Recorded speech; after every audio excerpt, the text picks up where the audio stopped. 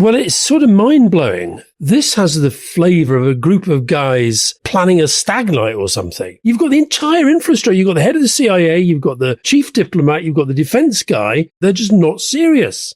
Also on this group are undeclared operational CIA officers with their identities and names, targeting details, timing details on when the attack's going to happen. So if a foreign government were to penetrate this signal group, they would be able to know the names of the CIA officers, when the strike's taking place, where the strikes are taking place. The whole thing is it's just farcical. The fact that they're communicating in this way, in this very cavalier kind of way between each other, indicates a style of government that I think is pretty alarming. I think a lot of their allies will be quite alarmed by this. The conversation basically is focused on really only three issues.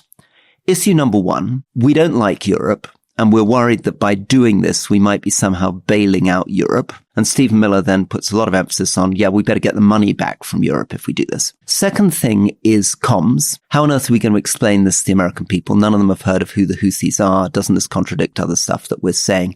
Can we pin this on Joe Biden and Iran? And number three, President Trump has said something. We don't really know why he said something.